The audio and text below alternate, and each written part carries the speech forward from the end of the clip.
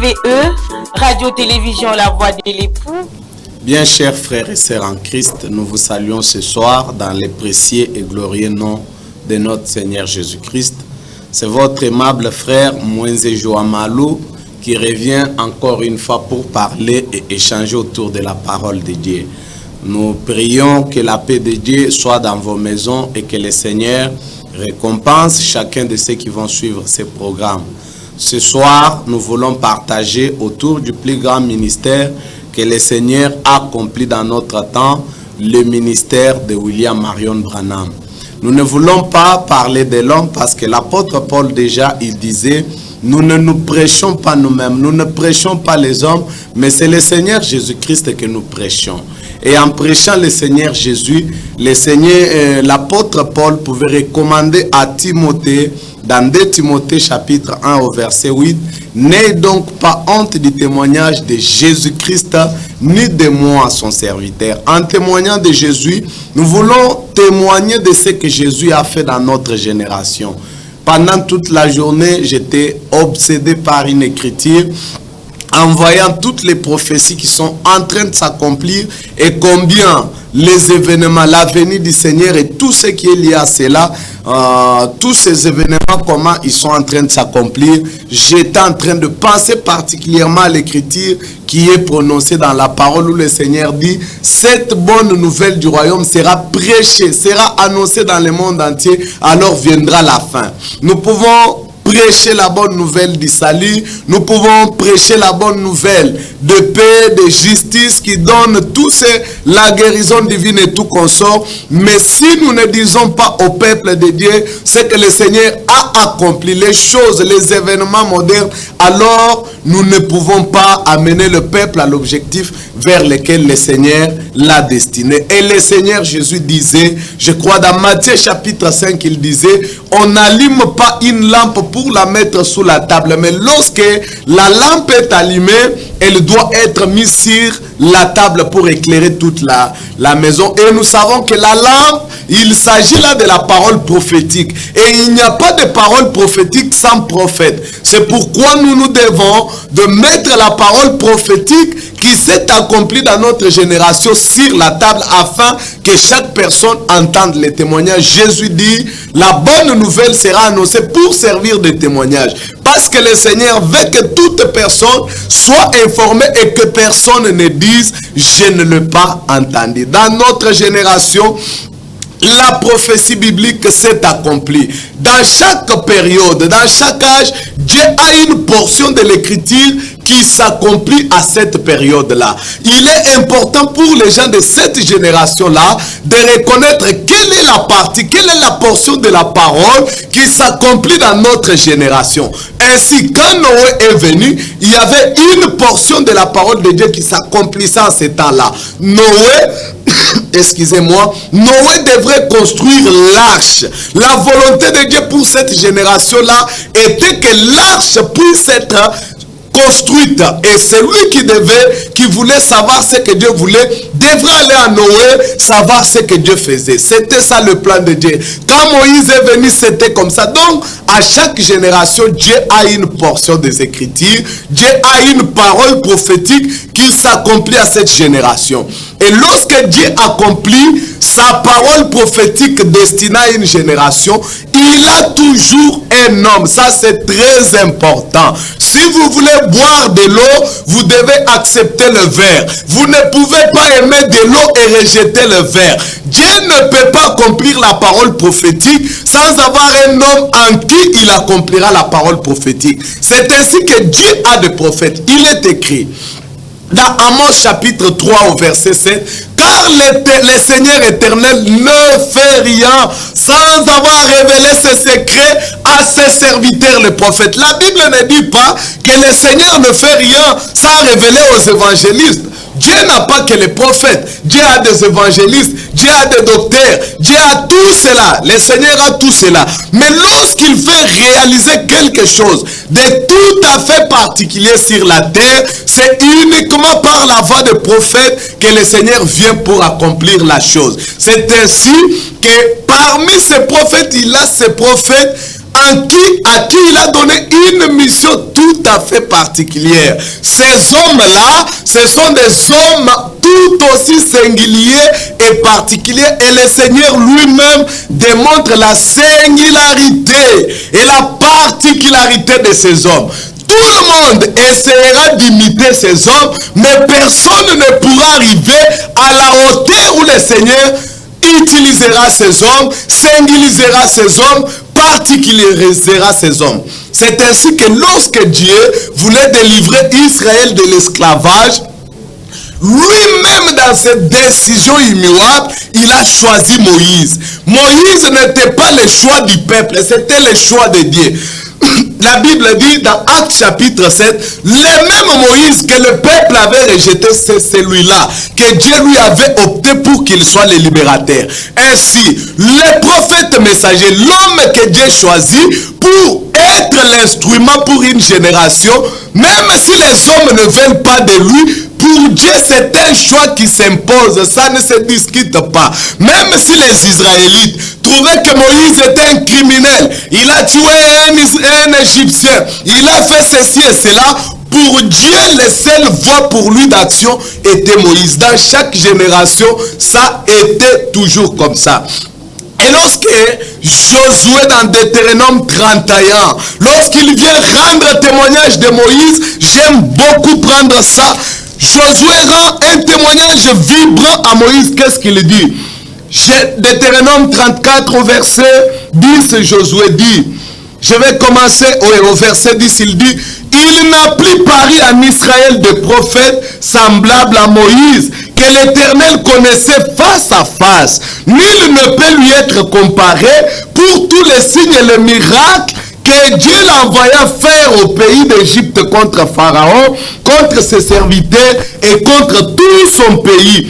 Et pour tous les prodiges et les terreurs que Moïse accomplit à main forte sous les yeux de tout Israël. Ça, c'est Josué. Il rend témoignage de l'accomplissement de la parole prophétique en son temps. Un messager prophète était là, Josué s'est tenu là, il a dit waouh, mais ça c'est spécial. Il dit dans tout Israël, il n'y avait pas un homme qui était comparable à Moïse à cause des choses que Moïse avait accomplies. Mais comment vous voulez, après tout ce que moi, Moïse Joamalou, j'ai vu Dieu accomplir dans le ministère de l'homme qui est derrière moi, William Branham, comment je ne peux pas venir et témoigner de ça? Dieu me tiendra responsable parce que dans Romains chapitre 1, l'apôtre Paul dit, la colère de Dieu se révèle du haut des cieux contre toute injustice d'homme qui retient la vérité captive. Ainsi, cette lampe prophétique, nous voulons mettre sous table, sur la table et annoncer ce témoignage à tout le monde. Dans chaque génération, un messager prophète. Moïse était là, Jérémie était là. Tous ces hommes étaient des hommes de Dieu avec une mission spéciale. Et je dis que ces prophètes dont nous parlons, ce n'est pas des prophètes comme beaucoup de ceux qu'on entend parler. Non, ce sont des hommes particuliers. Je ne dis pas qu'en dehors de Moïse, il n'y avait pas d'autres prophètes. Je ne dis pas qu'en dehors de Jérémie, il n'y en avait pas. Je ne dis pas qu'en dehors de Branham, il n'y a pas de prophètes. Il y en a. Mais un prophète de la hauteur, de la qualité de Moïse, de la dimension de Moïse, Josué témoigne qu'il n'y en a pas eu. Et je vous dis ce soir, un prophète de la dimension de William Marion Branham, un prophète avec un ministère puissant, avec un ministère influent, comme le ministère que Dieu a accompli à travers notre frère Branham, il n'y en a pas, et jusqu'à la fin des temps, il n'y en aura plus. Pourquoi? Parce qu'il est à travers lui l'accomplissement de la dernière prophétie qui concernait l'église des gentils a été accompli. Le Seigneur parle toujours par les moyens des prophètes. Maintenant, quelqu'un peut me poser la question, mes frères, vous dites que le Seigneur parle toujours par les moyens des prophètes. Mais qu'est-ce qui est écrit dans Hébreux chapitre 1? Nous lisons dans Hébreux chapitre 1. Laissez-moi y arriver rapidement. Notre numéro de téléphone, il est affiché là sous votre écran. C'est un numéro WhatsApp. Si vous voulez nous laisser un message, si vous avez une question, n'hésitez pas à poser la question. Nous serons heureux de la répondre. Dans Hébreux chapitre 1, beaucoup de gens m'ont posé cette question. Mais vous dites que William Branham était messager prophète venu de Dieu. Mais pourquoi dans Hébreux chapitre 1, l'Écriture dit, après avoir autrefois à plusieurs reprises et de plusieurs manières parlé à nos pères par les prophètes, Dieu dans ces derniers temps nous parle par le Fils qu'il a établi, héritier de toutes choses. Est-ce que frère Fred, vous ne trouvez pas que Jésus, lorsqu'il est venu, c'est la fin des histoires des prophètes? Ah, mais ce n'est pas seulement ça, il n'y a pas que cette écriture que les gens montrent. Il y a aussi Luc chapitre 16 au verset 16 où le Seigneur dit, les prophètes, la loi et les prophètes ont prophétisé jusqu'à Jean. Et depuis lors, le royaume des cieux est forcé. Les gens disent, tu vois, les prophètes ont fini jusqu'à Jean. Celui qui dit ça n'a pas compris l'écriture. Parce que dans Matthieu 23 au chapitre 30, Matthieu chapitre 23 au verset 34, le Seigneur parle et dit, voici je vous envoie des scribes et des prophètes.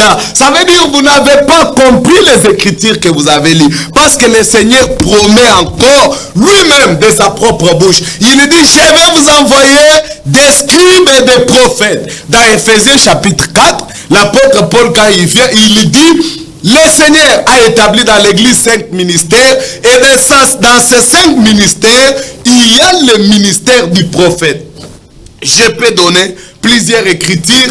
Actes chapitre 11 verset 27, Actes chapitre 21 verset 10 et dans beaucoup d'autres écritures, Actes chapitre 13 verset 1, vous trouvez que dans l'église apostolique, il y avait les prophètes. Ça veut dire la venue de Jésus n'a pas mis fin à la venue des prophètes. Au contraire, la venue de Jésus a annoncé la venue des prophètes. C'est au contraire avec la venue du Seigneur que s'accomplit l'année du jubilé où Joël chapitre 2 s'accomplit, où l'onction est déversée dans le peuple de Dieu pour que les jeunes gens aient des visions, des vieillards, des songes. Nous sommes donc ce que Hébreux chapitre 1 dit, c'est que le Seigneur, à travers son ministère du Fils de l'homme, il les répand au travers du peuple. Ainsi cela peut s'exercer. Ainsi beaucoup de prophètes recevront l'onction. Il y en a plusieurs, je l'ai dit depuis le début. Il n'y a pas que Branham, il y en a plusieurs. Mais seulement les mandats, le travail à faire, c'est ce qui fait la différence entre les prophètes et les prophètes qui étaient destinés pour cette génération. Mais quelque chose peut tiquer. Là où il nous est promis qu'il y a de vrais prophètes qui vont venir, la Bible nous met une puce à l'oreille. Dans Matthieu chapitre 24, dans Matthieu chapitre 24, vous pouvez lire ça chez vous à la maison. Vous trouvez que le Seigneur parle avec beaucoup d'insistance. Il dit, beaucoup de faux prophètes viendront. Il exhorte le peuple à être vigilant. Il dit, beaucoup de faux prophètes viendront. Il dit, je peux lire au verset 4, il dit, Jésus leur répondit, prenez garde que personne ne vous séduise, car plusieurs viendront sous mon nom, disant, c'est moi qui suis le Christ. Ils séduiront beaucoup. Ils séduiront beaucoup de gens. Jésus parle de plusieurs personnes qui allaient venir, qui séduiront eux-mêmes prophètes et qui entraîneront plusieurs dans la séduction. Jésus dit, mais ne les suivez pas. Là où il est question de faux prophètes, nous voyons qu'à côté de la promesse des véritables prophètes, il y a aussi la prédiction qui annonce que des faux prophètes allaient aussi venir. C'est comme aujourd'hui à Kinshasa, moyen à Koloba, exalté. Vous les entendez même se dénoncer. On dit les manques qu'on a, bazoko ça va prophétie, bapesi mutumongo, yakapotango toko sakola, ono bakezala kibongo. Jésus, la Bible prédit déjà ça. Yo muto bilanda landa, ils sont pleins dans des télévisions, soki oyoki olukaraba prophétie, bayebisa yo nani azoloka yo. La Bible dit qu'ils viendront nombreux. Mais Dieu ne nous a pas laissé sans avoir un moyen de mettre la différence entre les faux prophètes et les véritables prophètes. Je vais énumérer les preuves qui montrent qui sont les vrais et les faux prophètes. Je vais commencer. Les véritables prophètes. Un homme envoyé réellement de Dieu. Surtout celui que Dieu envoie pour un mandat particulier, une mission particulière. Ces hommes qu'on appelle ces prophètes sous mandat, ils sont toujours confirmés de manière surnaturelle. Ils ont toujours une confirmation surnaturelle. C'est là quand nous avons lu dans Deutéronome 32, Josué atali Moïse alobite makambo esalemi na ministère ya Moïse. Corée Nathan sont des prophètes bateyaka bien basalaka makambo, mais on a moni dans la vie et le ministère de Moïse, même Corée Nathan abiram bakomate.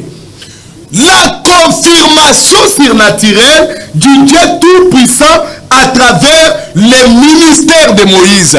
C'est pourquoi il dit les miracles, les prodiges, les signes qui ont accompagné Moïse, il dit Namonate. Voilà, un prophète mandaté avec un travail spécial. La Bible détermine qu'il est confirmé hors du commun. C'est pourquoi je vais aller directement. L'homme qui est derrière moi, notre bien-aimé frère William Marion Branham. Dans cette génération, il n'y a pas un ministère qui a été confirmé comme le ministère de William Branham. Soki moko azali ata wana Kinshasa atombola loboko. Il y a un homme qui est même le père des églises pentecôtistes ici au Congo. Son nom c'est Tommy Osborne. Bolanda témoignage à Tommy Osborne. Tommy Osborne a lobby. Quand il est allé à Kendana Inde, il est allé évangéliser, il a échoué. Un homme de Dieu très humble que j'aime. Il a échoué à Zongi. Il est venu participer aux réunions de William Branham à Lobby. Il témoigne, il dit, pour la première fois, Namona Yesu, Nakatia Nzoto Mutu, ce qui s'est passé dans le ministère de notre bien-aimé frère William Marion Branham ne s'était pas encore produit et ne se produira pas encore. C'est des choses spéciales. Je lisais même le témoignage de Tommy Osborne. Il dit non, Batubazo Lukade, 3 signes. Les seuls signes que Dieu, je vais lire son témoignage ici. Il dit les seuls signes que Dieu nous a donné à travers William Marion Branham est entièrement suffisant. Cet homme-là était un homme signe. Au travers de lui, Dieu a accompli des choses spéciales. Une confirmation particulière. Maintenant, la photo qui est derrière moi là, la photo, elle sort du commun. C'est la photographie de la colonne de feu. Cette photo-là, c'est le premier et l'unique être spirituel à être photographié par l'aide de la caméra. Plusieurs faussaires.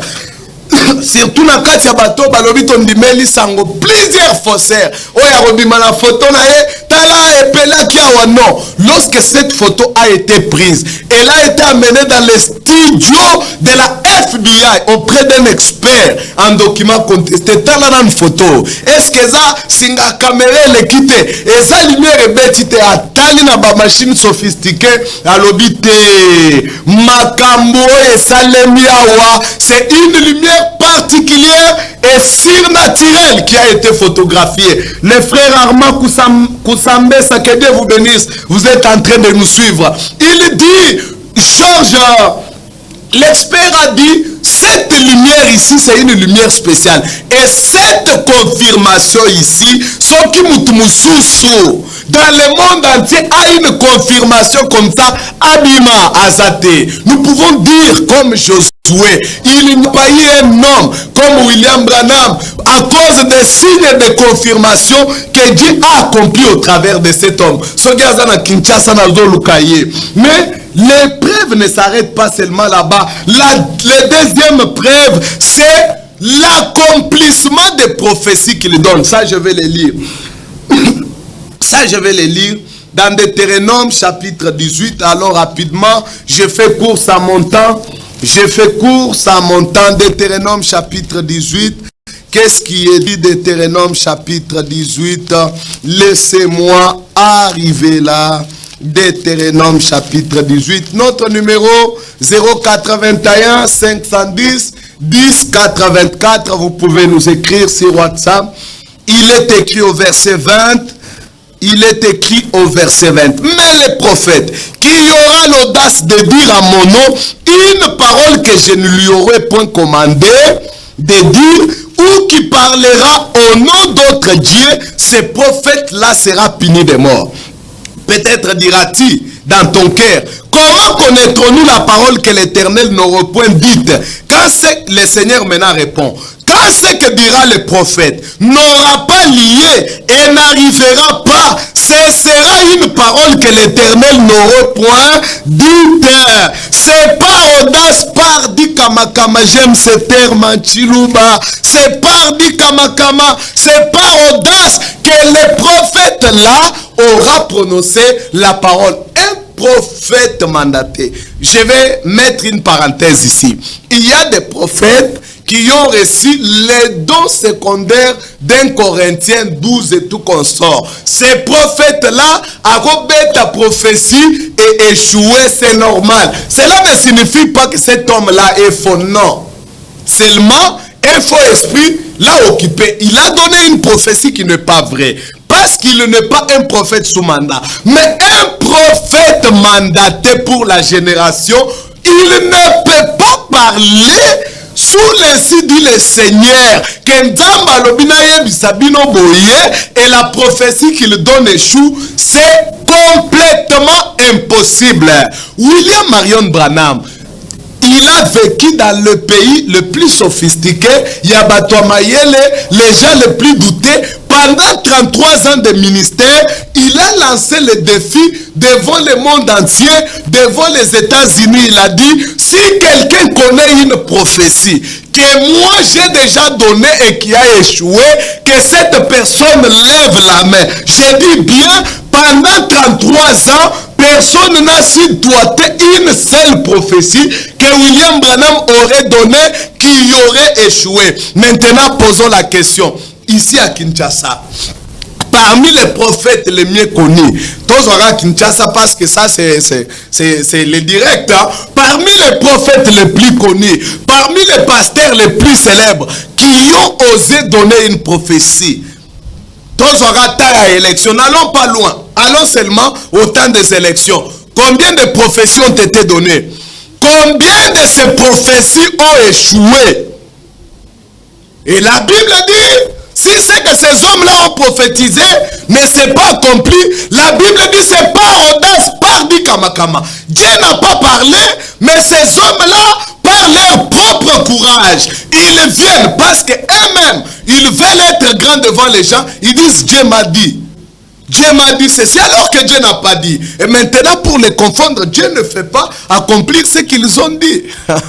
Mais vous allez trouver de tels genres de personnes prendre l'audace d'attaquer un ministère qui a lancé le défi pendant 33 ans. Soit qui une prophétie que j'ai donnée et qui a échoué, qu'il lève la main et personne n'a levé son doigt. Mais ces gens-là, ils peuvent l'attaquer. Mais attention, je ne dis pas que les hommes qui ont donné ces prophéties sont entièrement faux, mais ces hommes devraient reconnaître avec humilité, frère, ma prophétie a échoué, ce n'était pas le Seigneur, c'était un faux esprit. Pierre était un homme saint.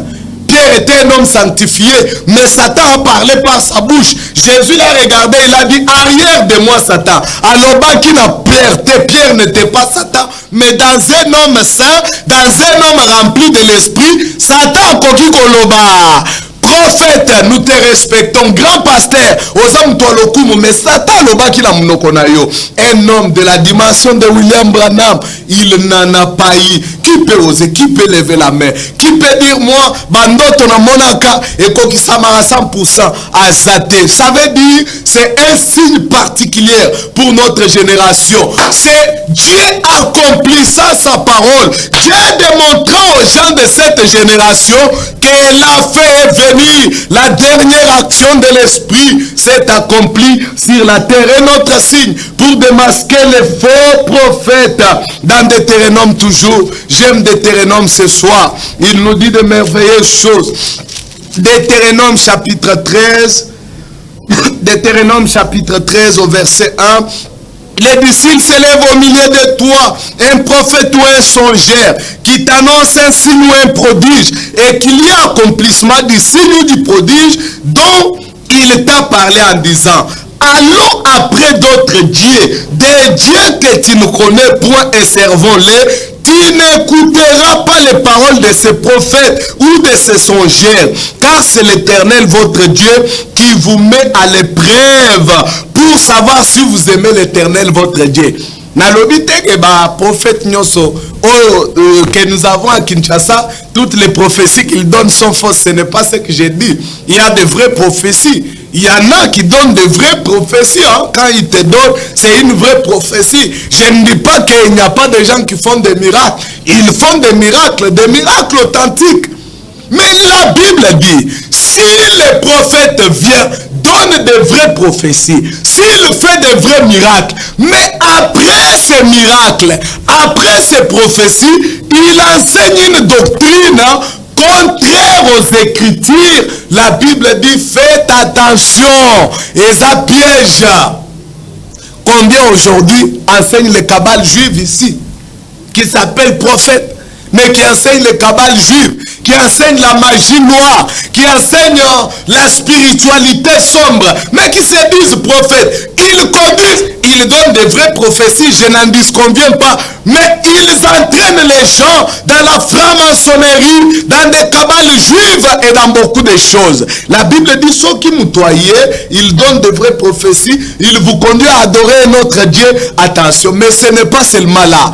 William Branham a donné des prophéties exactes, il a été confirmé de manière tout à fait particulière, mais la chose qui le distingue de tout le monde, de tous les autres, c'est sa fidélité à la parole de Dieu. Parce que tous ceux qui se disent prophètes aujourd'hui, dans la quasi-totalité de tous, bataillent la Trinité. Aujourd'hui, le christianisme n'est pas une religion monothéiste. Le christianisme est une religion polythéiste. Un chrétien, le christianisme actuel aujourd'hui, ils ne peuvent pas se tenir devant un musulman et parler. Les musulmans se moquent des chrétiens. Quand ils parlent de Dieu le Père, Dieu le Fils, on vous prêche trois dieux. Un Dieu le Père, un Dieu le Fils, un Dieu le Saint-Esprit. On vous dit ils sont trois. C'est ça. Moutoyer, il vous donne les vraies prophéties. Il vous donne les vraies prophéties, il fait les véritables miracles, mais après ça, il vous parle de Dieu le Père, Dieu le Fils, Dieu le Saint-Esprit, il vous présente une trinité, trois dieux. Il vous conduit dans le paganisme et dans l'idolâtrie. C'est là la Bible dit, Yango, un véritable prophète, Akangami makomi. La Bible ne reconnaît pas trois dieux. La Bible reconnaît un seul Dieu. Celui qui était Elohim du commencement. Celui qui s'est manifesté dans l'Ancien Testament en tant que l'ange de l'Alliance, en tant que l'ange de sa face, en tant que l'ange de l'Éternel. C'est celui-là qui s'était manifesté dans la chair de notre Seigneur Jésus-Christ. Ainsi, les Jéhovah de l'Ancien Testament, c'est lui qui est Jésus-Christ manifesté dans la chair. celui qui hier s'était manifesté dans un corps spirituel, celui qui était le Père, c'est lui-même qui s'est manifesté à nous dans la chair de notre Seigneur Jésus-Christ. Alors il n'y a pas un Dieu le Père là-bas, un Dieu le Fils ici, un Dieu le Saint-Esprit ici. Tous ceux qui ont donné de vraies prophéties, tous ceux qui ont prêché de très belles prédications, mais qui ont prêché la Trinité, ils ont conduit le peuple de Dieu à l'idolâtrie. Mais attention, quand cet homme ici est venu, notre bien-aimé frère, nous l'appelons comme ça tendrement. Il n'est pas notre Dieu. Quelques idolâtres, vous les entendez de gauche à droite, ils disent Branham Dieu, ils font de Branham le point central. Branham n'est pas le point central, il est le serviteur qui a été utilisé. Mais lorsque lui il est venu en tant que messager, en tant que véritable prophète, qui n'a pas été seulement confirmé par les surnaturels, qui n'a pas été seulement confirmé par le miracle, il est venu pour rester fidèle, démontrer la fidélité à la parole de Dieu. Il a regardé, il a dit non, il n'y a qu'un seul Dieu, c'est le même Dieu qui s'est manifesté, qui se manifeste, qui change de forme, qui se manifeste. C'est lui le Jéhovah de l'Ancien Testament, c'est toujours lui le Jésus du Nouveau Testament. Ainsi William Branham n'a pas présenté trois dieux à adorer, un Dieu le Père, un Dieu le Fils, un Dieu le Saint-Esprit. Pour mettre un peu une parenthèse, j'ai parlé avec un ami, un passant bien entendu. Il m'a dit, il y a Dieu, le grand Dieu, il y a le grand Dieu et puis il y a l'autre Dieu, c'est Jésus. Alors je lui ai dit, parmi les dieux le Père et le Dieu Jésus, qui est le Dieu qui nous a sauvés? Parce que tu reconnais que c'est Jésus qui nous a sauvés. Si Jésus nous a sauvés, pourquoi devrions-nous louer le Père? Qu'est-ce que le Père a fait pour nous? Dans ce cas, nous devrions être reconnaissants au Fils. C'est le Fils qui nous a sauvés. Il a dit non, mais écoutez, c'est Jésus qui a dit que nous devons glorifier son Père. J'ai dit, mais bien entendu, c'est un peu comme en politique. Lorsque Moutamba accomplit des exploits, après, comme en politique, il dit, tout ce que je fais là, c'est Fachi, c'est pour donner un peu la gloire à son chef. Tu vois pas? L'homme était cuit. C'est lui qui nous a sauvés en Jésus-Christ, c'est Dieu lui-même. La Bible dit, Dieu était en Christ, réconciliant le monde avec lui-même. Ainsi, William Branham a prêché un seul Dieu. Mais tous les autres qui ont donné de vraies prophéties et font de grands miracles, ils ont prêché la Trinité. Je vous dis ce soir, si tu es dans une église où on te prêche la Trinité, tu es un païen. Tu es un païen au vrai sens du mot. Tu es un polythéiste. C'est pourquoi les musulmans se moquent. Les musulmans s'en tiennent à Allah seul. Les juifs s'en tiennent à Jéhovah seul. Mais venez chez les chrétiens, ils vous présentent trois dieux. Une doctrine satanique sortie de l'enfer. Le véritable prophète présente un seul Dieu. Le véritable prophète conduit les gens vers le véritable Dieu à adorer. Ce sont là les trois signes qui doivent identifier les vrais prophètes. Et dans la vie, dans le ministère de notre frère William Marion Branham, toutes ces choses se sont accomplies à la ligne et complètement. Maintenant, une question se pose, frère. Est-ce que William Branham est-il réellement le lit de Malachie 4? Jésus a dit que c'est Jean. Jésus a dit que c'est Jean. Je vais le prendre dans Jean chapitre 1, Luc chapitre 1, rapidement. Je vais commencer par Malachie. Commençons par Malachie pour avoir une idée plus concise. Nous trouvons une prophétie tout à fait particulière dans Malachie chapitre 4.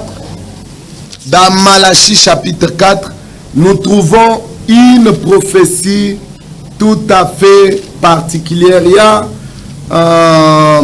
chapitre 4, il est dit au verset 5. Voici, je vous enverrai les prophètes avant que les jours de l'Éternel arrivent. Ces jours grands et redoutables. Il ramènera les cœurs de père à leurs enfants et les cœurs des enfants à leurs pères, de peur que je ne vienne frapper les pays d'interdit. La grande prophétie, elle est là. William Branham, j'ai dit qu'il est prophète sous mandat. Quand on dit sous mandat, ça veut dire il a un travail spécial à accomplir. Il a une tâche singulière. Moi, je prêche non pas comme ayant une tâche singulière, j'ai une tâche commune avec les autres frères qui est dans Marc chapitre 16. Allez par tout le monde, prêcher la bonne nouvelle, ce n'est pas une tâche pour moi seul. Moi, je le fais, d'autres frères le font, ton pasteur le fait aussi. Mais il y a des hommes qui ont des tâches particulières. Moïse, lui, avait une tâche particulière, sortir le peuple de l'Égypte et les amener au Canaan. Il n'y avait que Moïse. William Branham a reçu une tâche particulière. Ce sont ces choses-là qui le différencient du prophète de ton église. Ce sont ces choses-là qui les rendent différents de moi. Et sa tâche est donnée ici dans Malachie chapitre 4. Mais vous dites, frère, attendez un moment. La Bible dit dans Luc chapitre 1. Laissez-moi prendre ça. La Bible dit clairement dans Luc chapitre 1. C'est écrit. Tu n'as pas lu ou comment? Luc chapitre 1. Au verset 17. Lorsque l'ange annonce la naissance des gens, qu'est-ce que l'ange dit? Il parle déjà, il dit, il marchera devant Dieu avec l'esprit et la puissance d'Élie pour amener les cœurs de père vers les enfants et les rebelles à la sagesse des justes. Mes frères, au moins que déjà la Bible dit que c'est Jean qui marchera avec l'esprit d'Élie. Comment toi tu dis encore que ça va être un certain William Branham? Mais il n'y a pas que ça. Dans Matthieu 17, je vais t'ajouter un autre argument. Laisse-moi te donner un deuxième argument. Je vais renforcer ton argument là-dessus. Matthieu 17 au verset 12. Mais je vous dis qu'Élie est déjà venu et qu'ils ne l'ont pas reconnu, qu'ils l'ont traité comme ils ont voulu. De même, le Fils de l'homme souffrira de leur part. Les disciples comprirent alors qu'il leur parlait de Jean-Baptiste, frère. Mais il y a des témoignages. L'ange a annoncé que c'est Jean-Baptiste. Jésus parle ici qu'Élie est déjà venu. Mais toi, tu dis que William Branham, la tâche qu'il a reçue, le mandat qu'il a reçu, c'est en tant qu'Élie de Malachie 4. Ah non, le temps court très vite. C'est en tant qu'Élie de Malachie 4. Comment ça peut être possible? Maintenant, je vais te donner une précision de taille. Je veux que tu prennes seulement les mêmes écritures. Les temps, ah là, des choses merveilleuses, mais les temps nous font défaut. Maintenant, je vais aller plus rapidement maintenant pour gagner le temps. Marc chapitre 9, les 45 minutes, ça ne traîne pas, ça va vite. Marc chapitre 9, au verset 13, nous lisons ceci. Commençons au verset 10. Il réitère cette parole, se demanda, verset 11. Les disciples lui posèrent cette question. Pourquoi les scribes disent-ils qu'il faut qu'Élie vienne premièrement? Il leur répondit. Élie viendra premièrement. Regardez, Jean-Baptiste est déjà passé. Jésus, on lui pose la question, il dit, Élie viendra dans les futurs, Jean est dans le passé, Jésus parle dans les futurs et dit, Élie viendra. Il ne s'arrête pas là. Il détermine même le travail qu'Élie, qui doit venir dans le futur, doit faire. Qu'est-ce qu'il dit? Il dit là-bas, il dit, Élie viendra premièrement et rétablira toutes les choses. Jésus parle d'un Élie qui viendra dans le futur. Si vous prenez la Bible Scofield, vous allez voir le docteur Scofield, il fait même un commentaire, il dit Jésus confirme une prophétie qui n'est pas encore entièrement accomplie. Cet Élie devrait venir avec le travail de rétablissement. Jean est venu à l'époque où rien n'était encore établi. La grâce et la vérité allaient être établies en Jésus-Christ.